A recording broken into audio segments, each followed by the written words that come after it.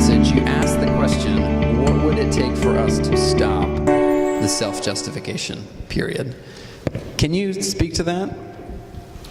Yeah, this is so this is where it gets really personal, right?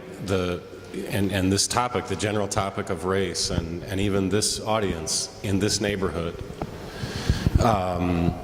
When we come to, as Christians, when we come to the topic of race and start talking about things, we're first of all, we're coming from very different backgrounds and experiences. And I think many of us, certainly people who grew up like I did in the very lily-white suburbs, have a very hard time even recognizing that, and if we're recognizing it, being honest about where I've come from. Michael's book, Divided by Faith, is for white Christians the most important book that's ever been written on the topic, as far as I'm concerned. And I was at a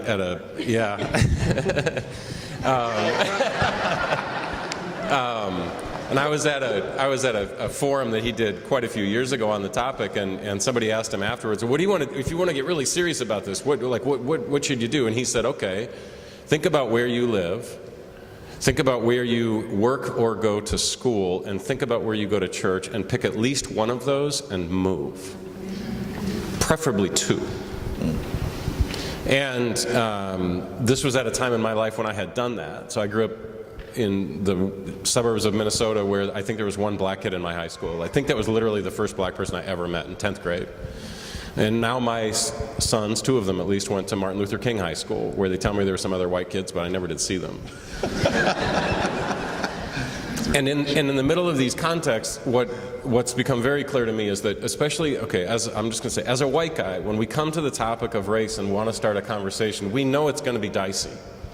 And my heart's response is to say to you, well, yeah, that's cool. I'm going to start this. I want to go down this road. I want to talk about this. But before we get there, you can finish this for me. I just need you to know first that I'm not racist. So this would be like me and my wife having a problem where we're sorting it out, and I say, "Paul, I love you. We're going to sort out this problem. But before we start down the pathway of solving that problem, I just need you to know that I'm right." Now can we talk? Yeah. In both of those circumstances, what we are inevitably doing from our hearts is starting the conversation by staking out our righteousness. That's where I want to start. I'm just going to, that's where I want to start. And this is not biblical. This is not fair. We can't start there. So the question becomes, I think, as we think about the reality of the sinfulness of our heart and the role of the gospel in the middle of this, is that the gospel says to me, I don't have to start with my righteousness. In fact, the gospel says I don't have righteousness to start with. It's okay. And that for which I am justifiably sometimes aware of, sometimes not aware of, ashamed, turns out that's not my identity. Jesus has taken that from me, nailed it.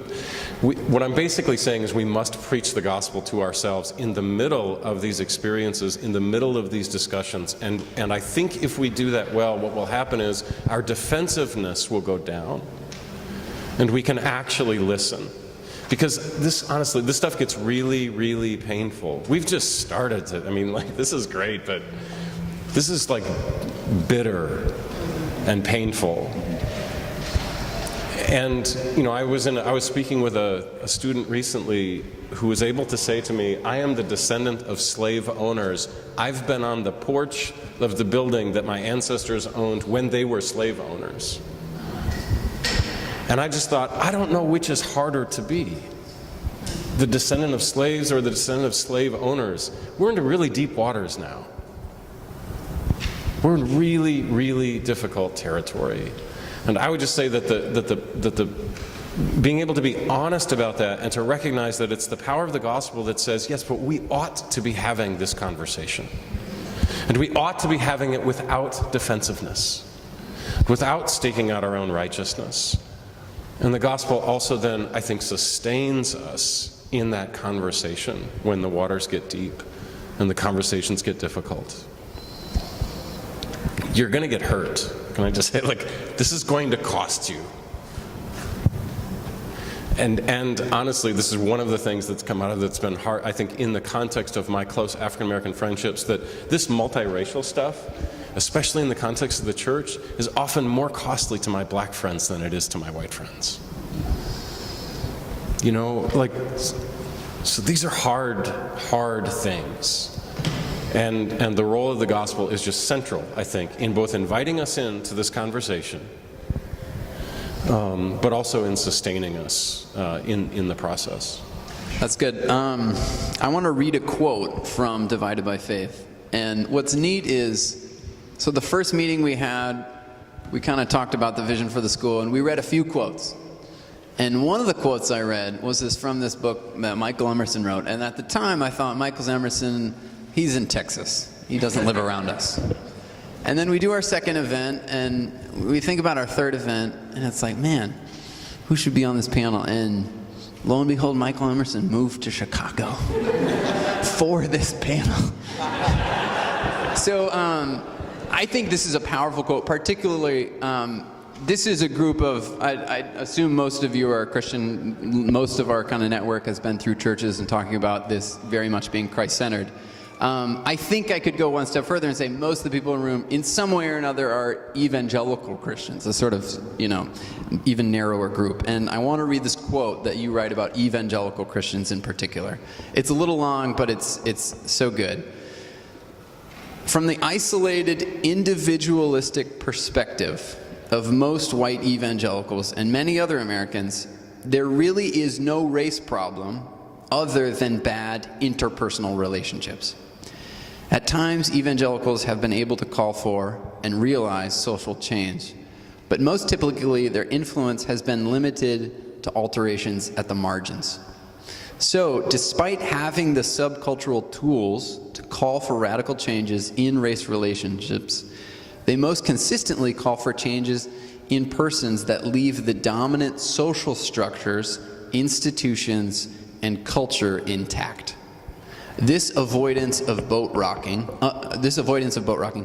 unwittingly leads to granting power to larger cultural, economic, and social forces.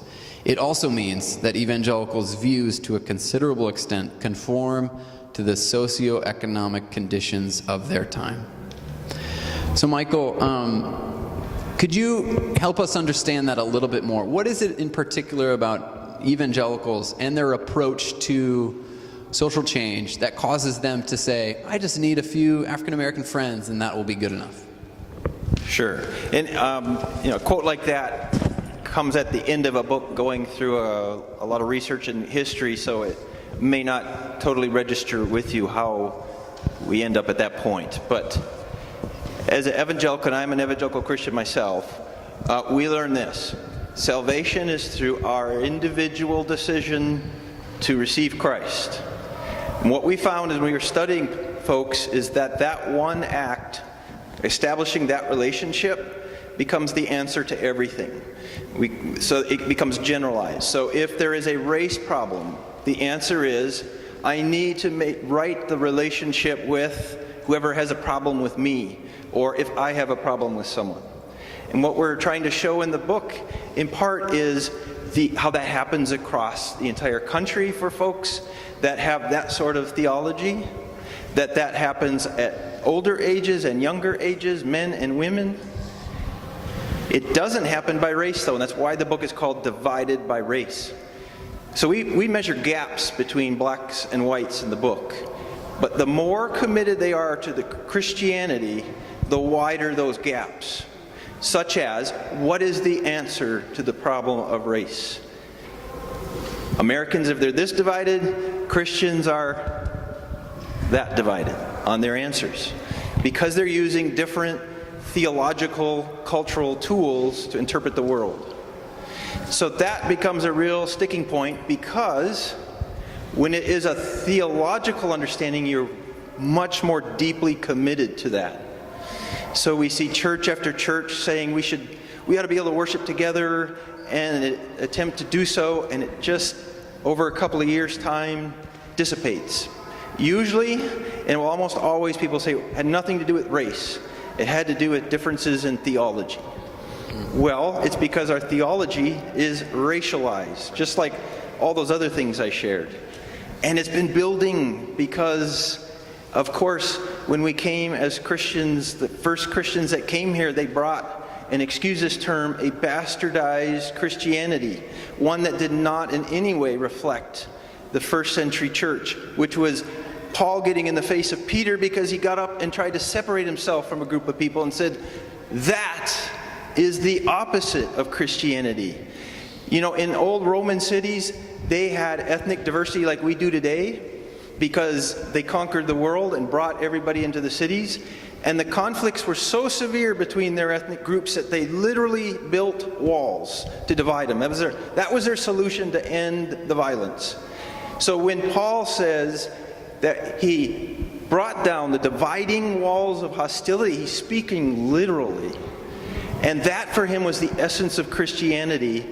To do anything else, to be able to think of Christianity as anything but that, is no longer Christianity. And that is part of why Paul was so angry at Peter for standing up and separating himself from Gentiles. So, that's it. Can I ask a follow-up question? So you wrote in a Yale Divinity School article, you studied congregations that did sustain and thrive, multiracial congregations. And you had this quote that I thought was important. You said, diversity must always be a necessary means to a larger goal. Diversity cannot be an end in itself. This is not sufficient motivation to sustain the difficulties of being diverse. Instead, diversity must be a path to a larger goal. Can you talk a little bit more about that?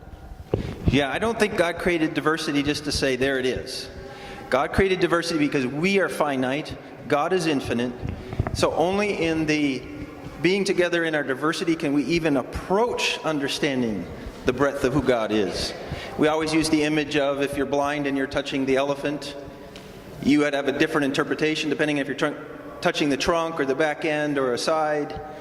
That's diversity. We have to have it to even come close to understanding who God is. So we hurt ourselves when we're separated, not just economically and everything like that. We don't truly know who God is in His fullness.